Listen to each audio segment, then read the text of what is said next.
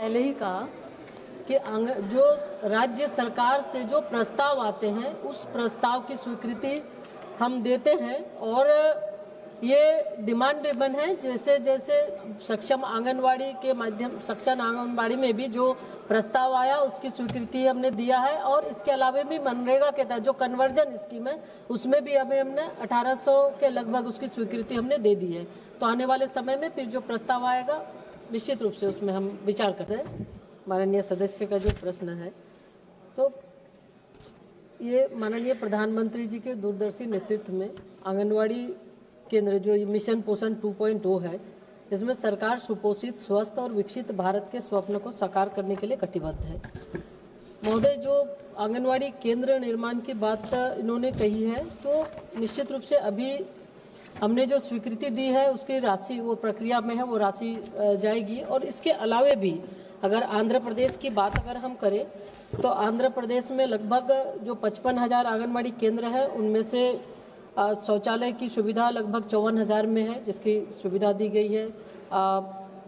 पेयजल की सुविधा 54,000 में है, शौचालय 47,000 में है, बिजली की सुविधा 51,000 आंगनवाड़ी केंद्रों में है, किचन 47,000 में है और अब तक सक्षम आंगनवाड़ी के तहत 9,958 आंगनवाड़ी केंद्रों की स्वीकृति दी जा चुकी है। आंध्र प्रदेश में अगर हम देखें तो सक्षम आंगनवाड़ी में 705 करोड़ से ज़्यादा 23-24 में और 24-25 में 521 करोड़ से ज़्यादा की राशि की स्वीकृति दी गई है। और निश्चित रूप से जो आंगनवाड़ी केंद्र की बात कर रहे हैं तो मनरेगा के तहत भी लगभग 9,425 आंगनवाड़ी केंद्रों की स्वीकृति दी जा चुकी है। और शेष चूंकि ये जब भी प्रस्ताव आता है तो उसके आधार पर हम देते हैं और माननीय प्रधानमंत्री जी का जो लक्ष्य है, जो हमारा मिशन सक्षम आंगनवाड़ी मिशन पोषण 2.0 जिसके तहत कि जो आंगनवाड़ी केंद्र है उसको हम विकसित करें, समृद्ध करें और हर तरह से उसको सुविधा उसकी उपलब्ध कराएं। माननीय मंत्री जी अपने जवाब में कह रहे थे निश्चित तौर पर योजना बहुत अच्छी है, लेकिन मंत्री जी इस योजना के क्रियान्वयन में हमसे पूर्व वक्ता साथियों ने भी चर्चा की। गंभीर बीमारियों की जो समस्या है, किडनी है, हार्ट है, लीवर है, न्यूरोसर्जरी है, इस तरह की जो गंभीर से गंभीर बीमारियां हैं कम से कम उनको भी समायोजित करें। दूसरा, जब इस योजना की चर्चा चल रही है माननीय अध्यक्ष जी, तो सबसे ज्यादा योगदान जैसा कि मंत्री जी अपने जवाब में कह रहे कि आशा बहुओं की है, आंगनबाड़ी कर्मचारियों की है, उनकी सहायिकाओं की है। लेकिन माननीय मंत्री जी, जब ये आपके कर्मचारी ही आर्थिक तौर पर बीमार हैं, जब ये आपके कर्मचारी ही अपनी समस्याओं से ग्रसित हैं, जब इतना बड़ा बजट दे रहे हैं, तो माननीय मंत्री जी मैं इस बात को भी आपसे कहूंगा कि दूर न जाइए। उत्तर प्रदेश के अंदर आजमगढ़, बदायूं से लेके तमाम मेडिकल कॉलेजों की दुर्व्यवस्था भी देख लीजिए। चूंकि बजट सेंट्रल से आप दे रहे हो, तो सेंट्रल से बजट देने के बाद आपकी यह भी जिम्मेदारी बनती है कि जहां पे हम बजट खर्च का 1 मिनट अध्यक्ष जी, बस 1 मिनट खत्म करें। जहां पर हम बजट खर्च कर रहे हैं उन अस्पताल खुद में बीमार हैं, उनके अंदर खुद अव्यवस्था है, कर्मचारियों की कमी है। और अध्यक्ष जी यही नहीं, 1 मिनट, हेल्थ कमेटी ने कहा है एम्स में भी कर्मचारियों की कमी है, एम्स से लेके नीचे तक कर्मचारियों की कमी है। माननीय मंत्री जी, इस योजना के खर्च के साथ साथ कर्मचारियों की भी स्थिति को सुधारिए।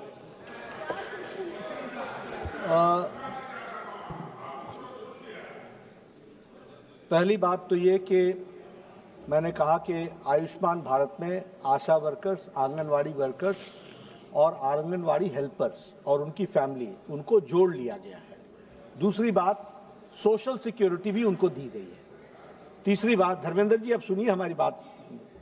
नहीं, बात नहीं सुननी इनको। आशा वर्कर्स, खड़ा होके फिर बातें करने लग जाते हो। आशा वर्कर्स, आंगनवाड़ी वर्कर्स और आंगनवाड़ी हेल्पर्स को हमने आयुष्मान भारत में भी जोड़ा है, सोशल सिक्योरिटी में भी जोड़ा है, प्रधानमंत्री जीवन बीमा योजना में भी जोड़ा है, तो उनको सोशल के दृष्टि से।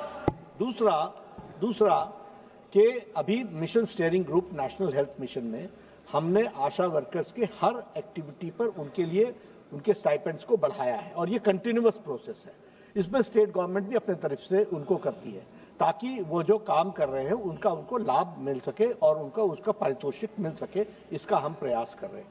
जो आपने बात की कि ये हमारे कई प्रोसीजर्स को जोड़ना है, सारे प्रोसीजर्स जुड़े हुए हैं। 1960 27 डिसिप्लिन में सब कवर होते हैं सारे के सारे। फिर भी जो छूट जाते हैं उसके लिए हमारे पास हेल्थ मिनिस्टर्स अलग से फंड होता है। जो गरीब लोग होते हैं जिनको आवश्यकता होती है उनको 15 लाख तक का हम उसमें उनको फाइनेंशियल सपोर्ट देते हैं। 15 लाख रुपए का हम सपोर्ट देते हैं। इसलिए कोई भी गरीब न छूट जाए इसकी हम व्यवस्था करते हैं। और ये जो आपने बात की कि ट्रेनिंग की दृष्टि से, तो नेशनल हेल्थ मिशन के तहत हम अपने वर्कर्स की ट्रेनिंग भी करते हैं, उनकी कैपेसिटी बिल्डिंग भी करते हैं, वो वहां पर ज्यादा से ज्यादा सुचारू रूप से कार्य कर सके, इसकी भी हम चिंता करते हैं। आपने एम्स के बारे में कहा, हम उसके बारे में भी आपको बताना चाहते हैं कि हम हर एक साल सभी एम्स की अलग अलग फैकल्टी की सिलेक्शन कमेटी बनी हुई है। वह सिलेक्शन कमेटी समय समय पर सिलेक्शन करती है। उसी तरीके से Honorable Speaker, I thank Honorable Minister for giving the detailed report, information. As per the reply given by the Honorable Minister, around 864 Anganwadi centers were approved for construction under Manrega since inception of Mission Portion 20. This has helped the strengthening the grassroots healthcare infrastructure in Andhra Pradesh. However, a total of 315 crores has been released to various states and union territories for constructing Anganwadi centers under Manrega. No funds have been released to Andhra Pradesh. In this context, I would like to ask the Honorable Minister, what steps are the government taking to expedite fund disbursement to Andhra Pradesh to ensure timely completion of its Anganwadi centers? अध्यक्ष महोदय, माननीय सदस्य का जो प्रश्न है, तो ये माननीय प्रधानमंत्री जी के दूरदर्शी नेतृत्व में आंगनवाड़ी केंद्र जो मिशन पोषण 2.0 है, इसमें सरकार सुपोषित, स्वस्थ और विकसित भारत के स्वप्न को साकार करने के लिए कटिबद्ध है।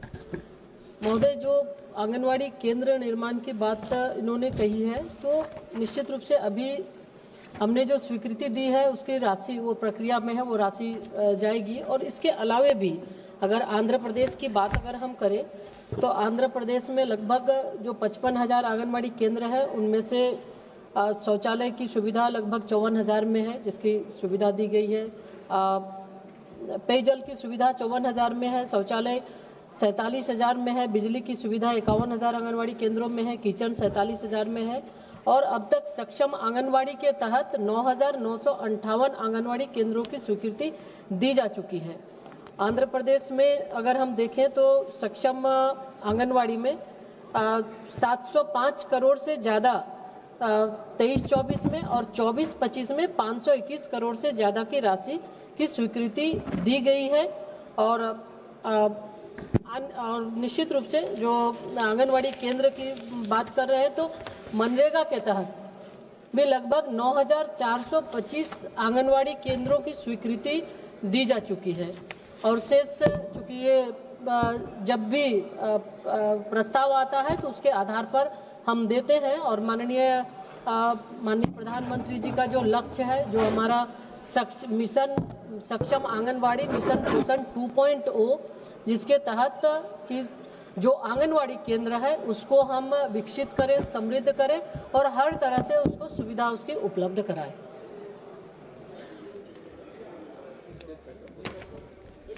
Honorable Speaker.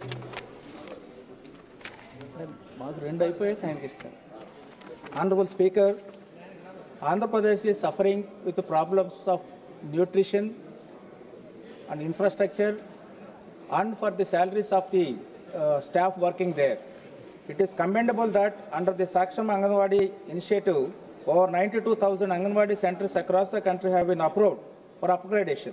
However, it is observed that while the national average for upgradation stands at around 6.5% of Anganwadi centers per state, Andhra Pradesh lags behind with only 5% of the centers selected for upgradation, which is below the national benchmark. Therefore, I would like to ask the Honorable Minister, will the government consider selecting a higher number of Anganwadi centers from Andhra Pradesh for upgradation under this initiative.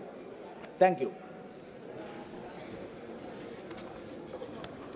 अध्यक्ष महोदय, मैंने जैसे पहले ही कहा कि जो राज्य सरकार से जो प्रस्ताव आते हैं उस प्रस्ताव की स्वीकृति हम देते हैं और ये डिमांड ड्रिवन है। जैसे जैसे सक्षम आंगनवाड़ी के माध्यम सक्षम आंगनवाड़ी में भी जो प्रस्ताव आया उसकी स्वीकृति हमने दिया है और इसके अलावा भी मनरेगा के तहत जो कन्वर्जन स्कीम है उसमें भी अभी हमने 1800 के लगभग उसकी स्वीकृति हमने दे दी है।